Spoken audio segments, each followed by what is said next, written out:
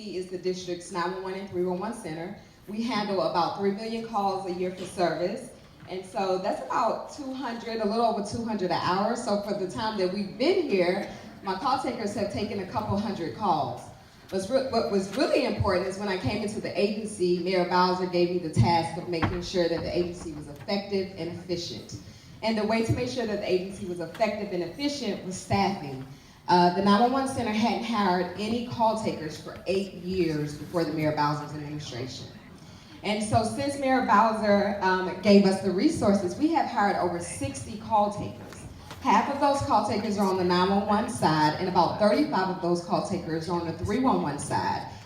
We actually brought in those 35 call takers through another mayoral program called LEAP, Learn, Earn, Advance, and Prosper.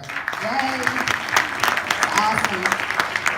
But not only is that program helping with the staffing, it has also helped with our numbers. Our call hold time is down. We're able to process calls faster because we have time to train our call takers.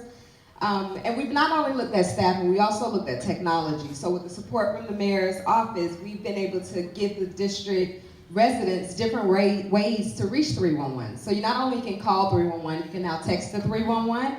We upgraded our mobile app, our website, and Twitter has become very popular. So we literally have somebody that mans Twitter, and you can put in a service request through Twitter with 311. On 911, we also introduced Text to 911. Text to 911 is a little different. Text to 911 is for those times you can't call 911. And that's very important for our vulnerable population, those who may be deaf, hard of hearing, can't speak, or maybe they're in a situation like a domestic violence situation and they don't want to use the phone because the suspect's nearby. And so those are just some of the initiatives that we've taken the 2 years that I've been in the agency to make sure that we're embracing DC values. Well, that's excellent, Director. So, Director, as you know, I'm the Chief of Police, Pete Newsham. I wanted to, I'm a little bit at a disadvantage here, I have to tell you up front. Normally when we interview folks, we do it in a much smaller room.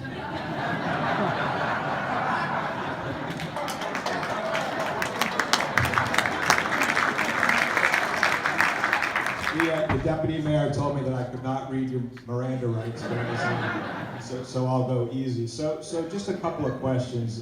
What do you think is your biggest success since you've taken the helm over at OUC?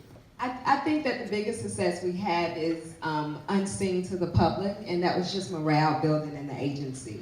Along with the shortage of call takers, our call takers did not have a full training program. And so you had a group of individuals who came into a job and they were told to do the job and there was no continuing dispatch education. And that's very important. And so you have people that aren't trained, they take calls, and then you get the news reports that beats them down. And so since then, we have created an Office of Professional Standards and Training. We've offered over 50,000 hours of training for our call takers, and you can clearly see that in our call taking procedures. We get more compliments than complaints now because our call takers are trained to handle calls.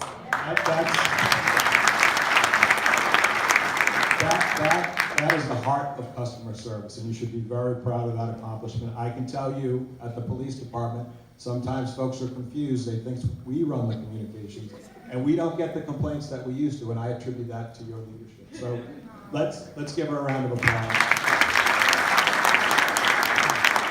And so we have successes with your dispatchers, and with my officers, and with the firefighters on a daily basis. Do you have one scenario that really stands out in your mind as being an effective use or effective interaction between our two teams? So I think it was this past April, in North Carolina, there was a double homicide of an elderly couple. The suspect was their son, their 36-year-old son, and he fled the scene in a white vehicle, and he kidnapped their 11-year-old grandchild. Okay. So later on that evening, about 8 p.m., my center received a 911 call, and it was a very irate individual who asked my 911 call taker to find a gas station because they were running out of gas and they wanted something to drink. At the time, my call taker did not realize that this was the same vehicle, the same suspect that was wanted in North Carolina. So my call taker started asking questions. Okay, you need gas, where are you? And throughout the call, the caller started threatening a child that was in the car. And so that alerted my call taker that this is more serious than just getting gas. So we continued on the phone with the caller. It was a male and a female in the car. We continued on the phone with them, getting their location so we can tell them how to get to a gas station in DC. But at the same time, we were sending this information over through CAD to your officers. And we were giving them the information. We told them what we had over the phone. We're getting the location of the caller over the phone, and we're also pinging their cell phone. So there's technology available where we could ping your cell phone and kind of find out where you are. And so with this story, MPD was able to catch up with the vehicle and apprehend the suspects and actually save this child's life. And so that just shows how we work together.